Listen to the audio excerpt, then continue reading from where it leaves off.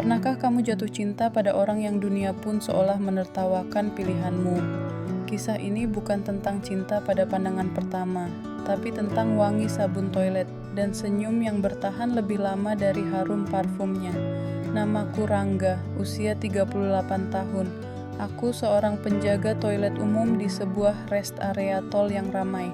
Pekerjaan ini mungkin dianggap sepele, tapi bagiku, pekerjaan ini menyelamatkan hidupku. Karena lewat wangi sabun toilet yang kucek, aku mengenal sosok yang mengubah hidupku.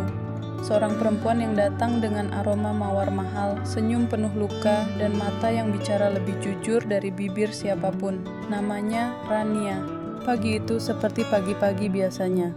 Aku menyikat lantai kamar mandi pria dengan karbol, lalu mengisi ulang sabun cuci tangan di dispenser. Suara kendaraan lalu lalang dari luar rest area sudah biasa jadi latar hariku. Tak ada yang istimewa. Hingga sekitar pukul 9.17 pagi, dia datang, bukan sendiri. Ada seorang anak perempuan mungil bersamanya, sekitar 5 tahun. Wajahnya manis, dan langkah kakinya seperti menari kecil sambil memegangi tangan ibunya. Ibunya memakai dress putih bersih, syal tipis warna krem di lehernya, dan kacamata hitam yang ia turunkan sebentar saat menatap papan petunjuk arah toilet. Ia menoleh ke arahku sebentar, lalu tersenyum. Senyum itu, aku tak pernah melihat senyum seindah itu selama 5 tahun aku menjaga toilet ini. Dan sejak saat itu rest area tak lagi sama. Beberapa hari setelahnya aku melihat dia lagi. Kali ini tanpa anaknya. Ia berjalan cepat ke arah toilet, mengenakan setelan hitam dan tas kulit coklat tua. Seusai ia keluar, ia kembali menoleh dan tersenyum. Toiletnya bersih sekali, Pak. Terima kasih ya. Suaranya lembut, dalam, tapi ada getar lelah yang kutangkap. Aku hanya bisa tersenyum kikuk. Terima kasih, Bu. Saya coba jaga sebaik mungkin. Dia mengangguk lalu pergi. Setiap langkahnya meninggalkan jejak aroma parfum mahal, tapi entah kenapa, yang lebih tertinggal justru suara dan caranya memandang. Sejak hari itu, aku jadi lebih rajin mengecek toilet wanita. Aku pastikan sabunnya penuh, tisu tersedia, dan bahkan bunga plastik di wastafel ku bersihkan sendiri. Karena aku tahu, dia mungkin datang lagi. Namanya baru ku ketahui seminggu kemudian. Dia datang lagi, kali ini mengenakan gamis warna hijau toska. Anak perempuannya ikut serta sambil memegang balon kecil. Si anak menatapku dan berkata polos, "Om yang bersihin toilet ya?" Aku tertawa pelan. "Iya dek, namanya siapa?" "Namaku Fani," katanya sambil malu-malu. Ibunya menatapku dan berkata, "Saya Rania, maaf ya kalau anak saya bawel." Aku geleng kepala. "Tidak sama sekali Bu Rania, justru menyenangkan." Dia tertawa kecil. "Biasanya saya mampir sini kalau pulang dari proyek. Bapak saya kontraktor, saya bantu-bantu urus site." Oh, aku baru paham. Tidak heran penampilannya begitu rapi dan berkelas. Tapi di balik itu semua, ada lelah yang tak bisa disembunyikan. Suatu pagi yang sejuk saat sedang membersihkan wastafel, aku menemukan secangkir kopi panas di meja kecil dekat pintu masuk toilet pria. Di bawah gelasnya ada kertas kecil bertuliskan, "Buat Pak Rangga, penjaga toilet paling bersih, Rania." Hari itu, kopi itu terasa seperti hadiah Nobel. Dari situ hubungan kami mulai tumbuh, bukan sebagai kekasih, bukan juga sebagai teman dekat, tapi sebagai dua orang asing yang saling peduli diam-diam. Kadang dia datang dan hanya berkata, "Capek ya jadi manusia, Pak Rangga." Aku hanya menjawab, "Yang penting masih bisa senyum, Bu Rania." Dan dia pun tersenyum, lama. Dari cerita-cerita kecil yang ia lontarkan, aku tahu bahwa Rania adalah seorang janda. Suaminya meninggal 2 tahun lalu karena kecelakaan proyek. Ia membesarkan Fani sendirian sambil membantu usaha ayahnya yang sibuk. "Aku nggak pernah nyangka bakal jadi janda di usia 32, Pak Rangga," katanya suatu hari. Aku menatapnya dengan penuh rasa hormat. Kadang kehilangan datang tanpa permisi, Bu, tapi yang kuat adalah mereka yang tetap melangkah setelahnya. Dia menatapku lama, lalu berkata pelan, "Rangga, kadang aku iri lihat kamu." Aku kaget. "Iri kenapa, Bu?" "Karena kamu bisa tetap tersenyum di tempat yang bau karbol dan sabun. Sementara aku Di kantor ber-AC, tapi kadang sesak sendiri. Hingga akhirnya suatu malam aku mendapat telepon tak dikenal. "Pak Rangga, ini Fani, anaknya Bu Rania. Mama ulang tahun besok, mau datang enggak?" Suaraku tercekat. "Fani, iya, Om datang ya." Malam itu, untuk pertama kalinya dalam hidupku, aku membeli kemeja baru. Aku datang dengan sepeda motor tua ke rumah besar dengan pagar tinggi. Di sana, aku melihat Rania mengenakan kebaya warna pastel. Cantik sekali. Ia seperti bunga mekar di tengah pesta. Saat melihatku, ia berjalan mendekat dan berkata pelan, "Kamu datang ya?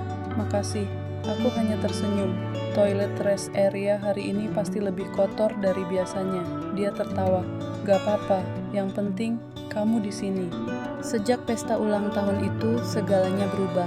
Aku dan Rania mulai lebih sering berbicara. Kadang hanya lewat pesan singkat dari Fani, kadang dia mampir diam-diam membawa roti isi atau kopi hangat. Namun, rest area bukanlah tempat untuk kisah cinta berkembang. Orang-orang mulai bertanya. Beberapa rekan sesama petugas kebersihan menatapku heran. "Pak Rangga itu ibu-ibu cantik yang sering kesini. Dia seriusan deket sama bapak." Aku hanya tersenyum. Nggak semua cinta harus dijawab dengan status. Tapi malam-malamku mulai dihuni bayangan Rania, tatapan lembutnya, suara tawanya, dan Fani yang mulai memanggilku Om Rangga dengan nada manja. Aku tahu ada jurang lebar di antara kami. Dia putri kontraktor besar, aku hanya penjaga toilet. Tapi siapa yang bisa melarang hati untuk jatuh? Hari itu Rania datang dengan ekspresi berbeda, wajahnya tegang, langkahnya cepat. Ia menatapku dengan pandangan khawatir. "Rangga, aku harus jujur, ayah tahu tentang kita." Aku menunduk, aku sudah duga. Dia marah besar, dia bilang aku mempermalukan keluarga. Katanya aku terlalu rendah untuk jatuh cinta ke... Maaf, aku mengangguk. Aku tidak perlu mendengar lanjutannya. Aku bukan pria kaya. Aku bahkan hanya tinggal di kamar kos ukuran 3x3 meter di belakang bengkel. Tapi aku punya cinta, yang jujur, yang tulus. "Rania, aku bisa mundur kalau kamu mau," kataku. Dia menatapku, matanya berkaca-kaca. "Aku gak butuh kamu jadi kontraktor atau pejabat. Aku cuma butuh kamu tetap di sini, jadi Rangga yang selalu bikin aku tenang." Seminggu setelah itu, aku dipanggil oleh manajer rest area. Kami dapat laporan dari pihak luar.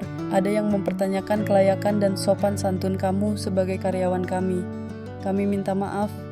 Mulai minggu depan, kamu dipindahkan ke pos jaga parkir. Hatiku seperti diremas. Aku tahu siapa yang melapor. Rania datang sore harinya. Dia marah. Untuk pertama kalinya aku melihat dia membentak di depan umum. "Bapak sendiri yang minta kamu dipindah?" tanyanya padaku. Aku diam. "Ini bukan salah kamu, Rangga. Ini aku yang terlalu berani bermimpi." Aku menatapnya dan berkata, "Kalau mimpi kita dihina orang lain, berarti kita sedang bermimpi hal yang luar biasa." Dia menangis. Fani memeluk kaki ibunya. Aku hanya bisa berdiri, dengan karbol masih menggantung di ember dan tangan yang bergetar. Beberapa hari setelahnya, aku tidak melihat Rania lagi. Bahkan Fani tidak muncul.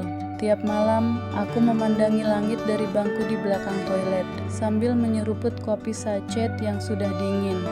Aku mulai berpikir, mungkin memang aku hanya persinggahan, seperti toilet umum, berguna, tapi tidak pernah dianggap penting.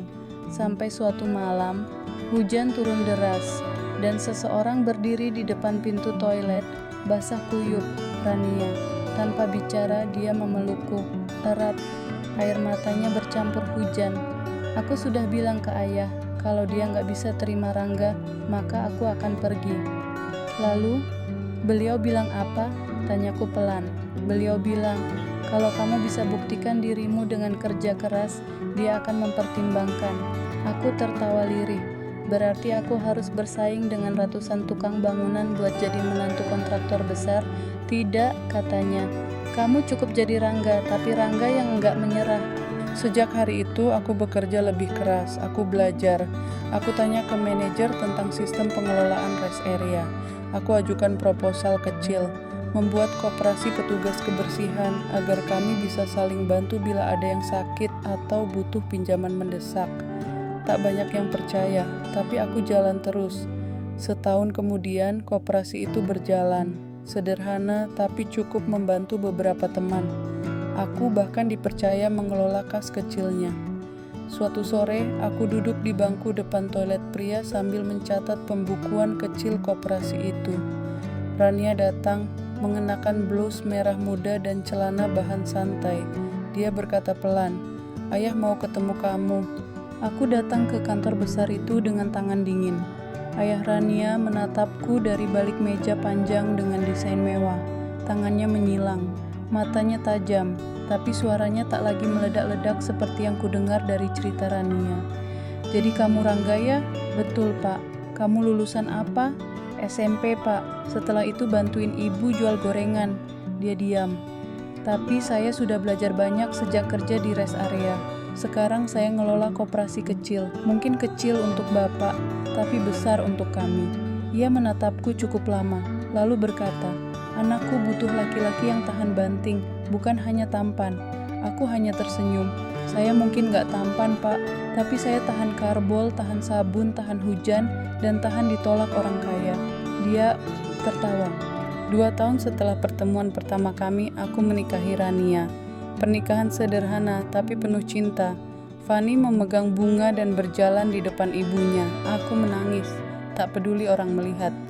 Karena cinta yang kupelihara diam-diam, kini berdiri di sampingku, sah, halal, dan penuh restu. Aku tetap bekerja di rest area. Tapi kini aku bukan penjaga toilet biasa. Aku dipercaya jadi koordinator kebersihan. Dan tiap kali aku mencium wangi sabun cuci tangan di wastafel, aku teringat momen pertama melihat senyum Rania. Di toilet, di tempat yang orang anggap rendah. Tapi disitulah aku menemukan cinta tertinggi. Cinta tak pernah bertanya kamu kerja apa. Cinta hanya bertanya, kamu sungguh-sungguh atau tidak. Dan jika kamu pernah jatuh cinta di tempat tak biasa, jangan ragu. Karena bahkan dari wangi karbol dan sabun, cinta bisa tumbuh. Aku Rangga, penjaga toilet, dan kisahku kini lebih wangi dari parfum mahal manapun.